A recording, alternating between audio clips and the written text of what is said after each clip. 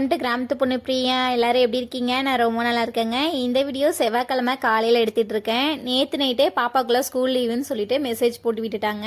அதனால காலையில் இருந்துச்சதும் கொஞ்சம் பொறுமையாக வேலை செய்ய ஸ்டார்ட் பண்ணியாச்சுங்க.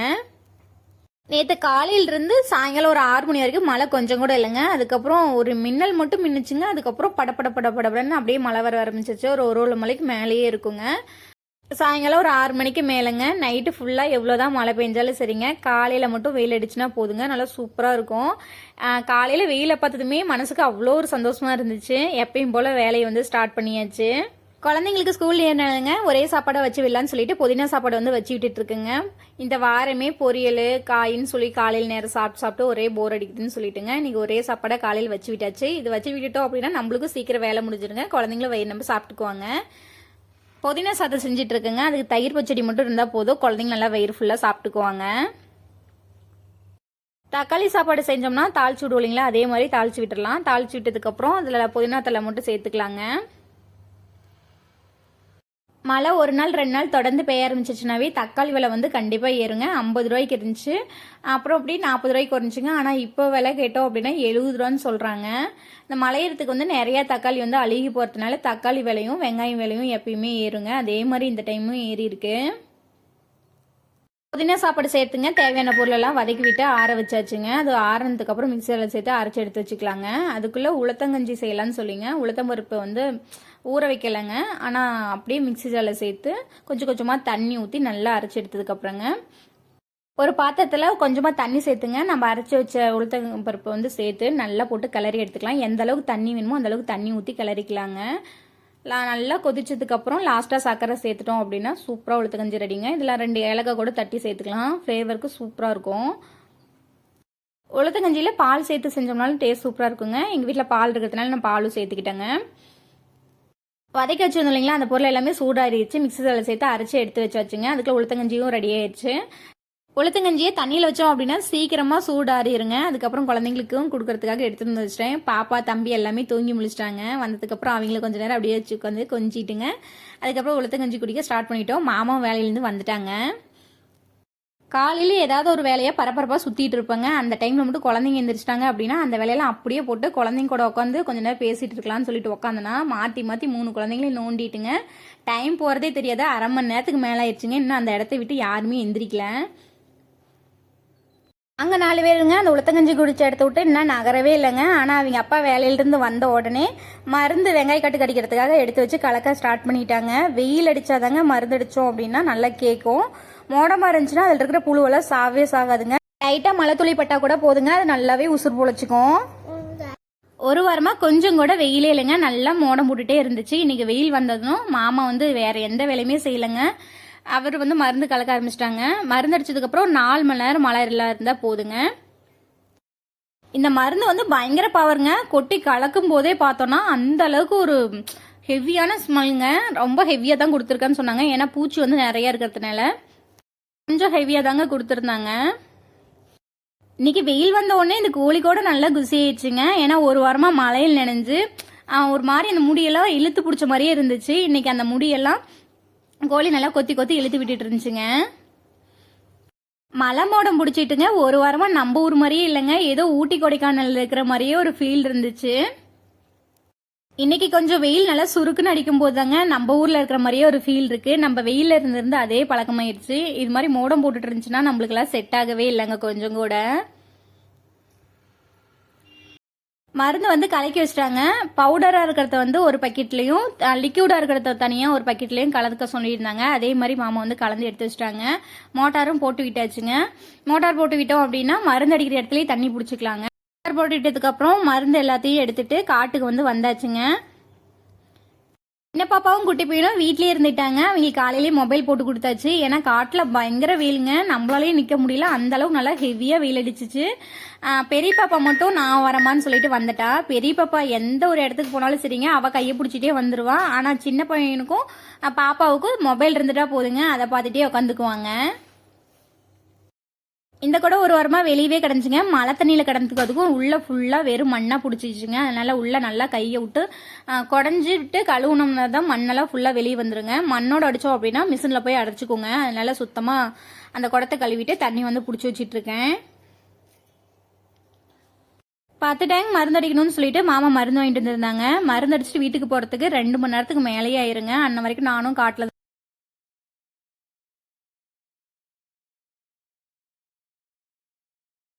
ஏதாவது வேலை இருக்குனாவே காலையில் நேரமா சாப்பாடு வேலையை முடிச்சிடணுங்க.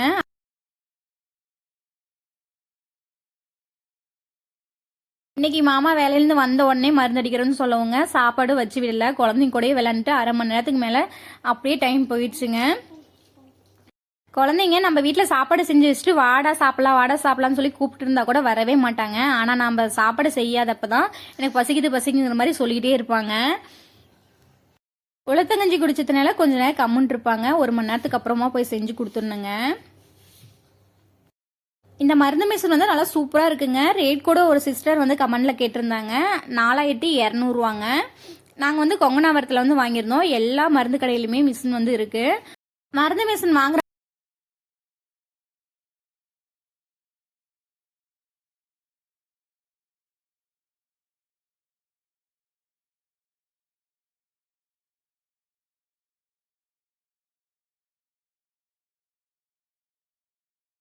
ஃபர்ஸ்ட்லாங்க மருந்தடிக்கிறதுக்கு பெரிய மருந்தடிக்கிற மிஷினா இருக்குங்க. அது வெயிட்டே ரொம்ப அதிகமா இருக்கும். அது பெட்ரோல் ஊற்றி அடிக்கிற மாதிரி இருக்கும்.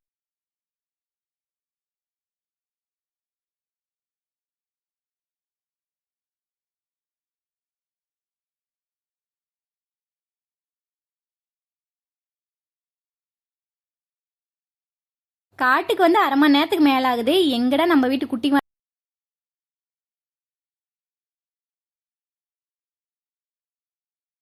சின்ன பாப்பா கூட்டிட்டு வரும்போதுங்க எங்க தம்பிக்கு ரொம்ப வெயில் அடிக்குதுன்னு சொல்லிங்க தலைக்கு வந்து அந்த குள்ளா போட்டு கூட்டிட்டு வந்திருந்தான். அவன் வந்து ஒரே செகண்ட் தாங்க கழட்டி போட்டான்.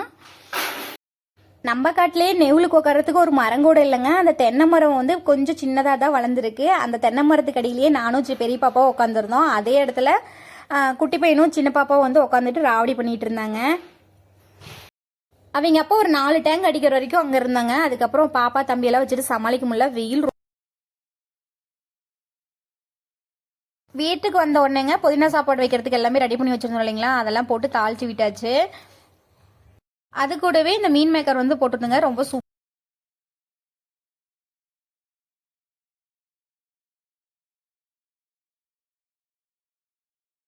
3 பேத்துக்கும் தனித்தனியா தட்டில் போட்டு கொடுத்தோம் அப்படின்னா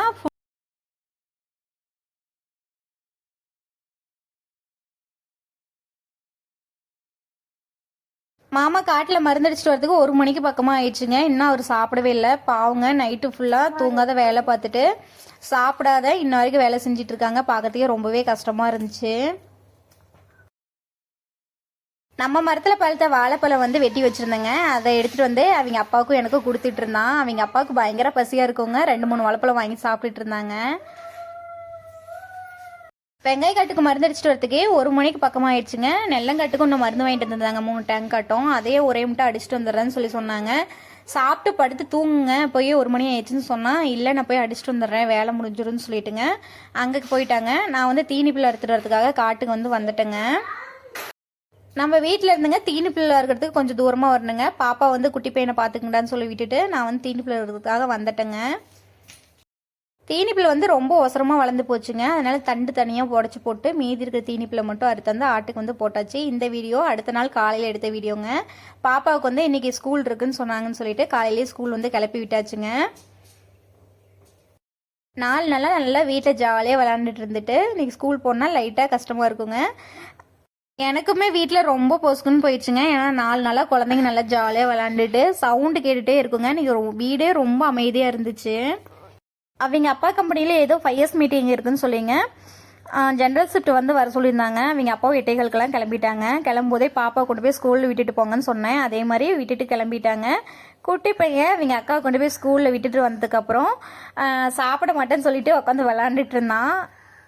குட்டி பையன் வந்து பேபி ஸ்கூல் தாங்க போகிறான். போகும்போது 2 மிஸ்ஸு நம்ம வீட்டு வழியாக தான் போவாங்க. அதனால 2 மிஸ்ஸில் யார் போனாலும் சரிங்க குட்டி பையன் வந்து கூட்டிகிட்டு போயிடுவாங்க.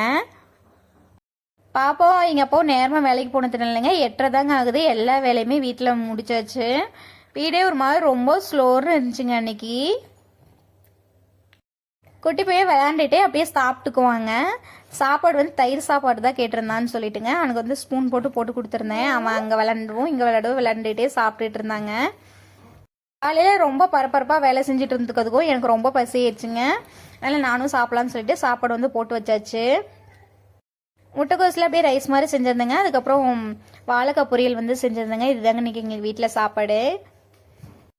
குட்டி பையன் வந்து நல்ல விவரம் கண்டுட்டாங்க. நிறைய குரங்கு சேட்டையெல்லாம் பண்ணுறான். ஏதாவது ஒரு குரங்கு சேட்டை பண்ணிகிட்டே இருப்பான். ஒரு மாதிரி அவன் இருந்தானவே வீட்டு ரொம்ப கலகலன்னு சூப்பராக இருக்குங்க. சாப்பிட்டு முடிச்சதுக்கப்புறங்க குட்டி பையனுக்கு சுடு தண்ணி வச்சுருந்தேன். அவனையும் குளிக்க வச்சு ஸ்கூல் வந்து கிளப்பி விட்டாச்சு.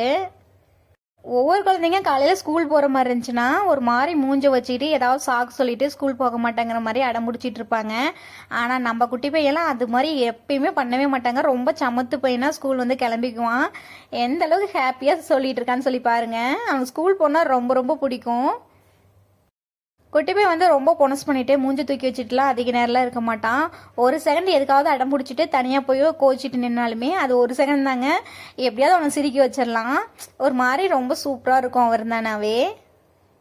குட்டி பையனை ஸ்கூல் கிளம்புறதுக்கு அப்புறங்க பால் வேணுமான்னு சொல்லி கேட்டான்னு சொல்லிட்டுங்க பால் ஊற்றி கொடுத்துருந்தேன். பால் குடிக்கிறதுக்கு பதிலாக எனக்கு வாழைப்பழமும் வேணும்னு சொல்லி கேட்டான்னு சொல்லிட்டுங்க வாழைப்பழமும் இன்னும் பிடிச்சி கையில் கொடுத்துருந்தேன்.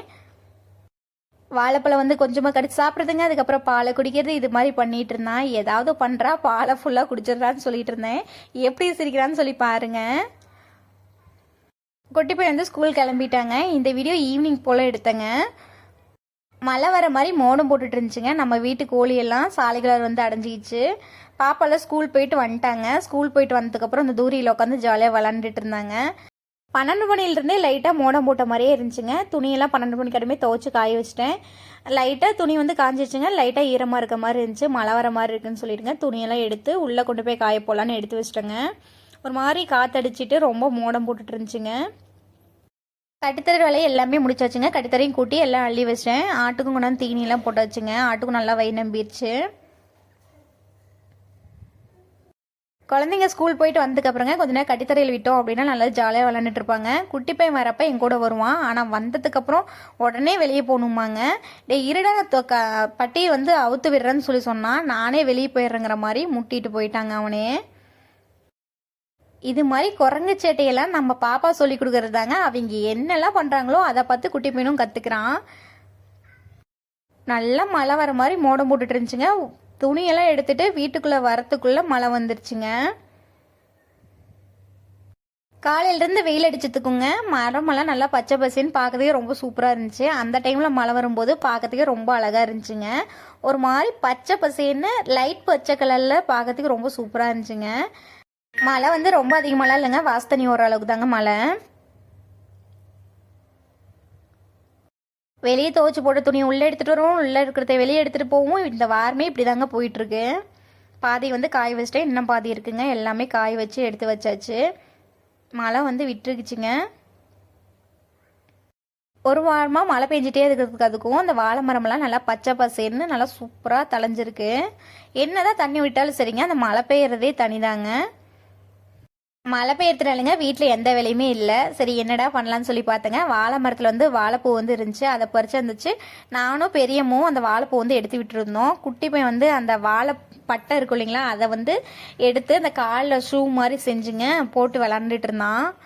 ஏதாவது ஒன்று எடுத்து வச்சு அதில் விளையாட்டு ஒன்று புதுசாக கண்டுபிடிச்சி விளையாட ஸ்டார்ட் பண்ணிடுறாங்க நம்ம வீட்டு குட்டி வாண்டுங்க.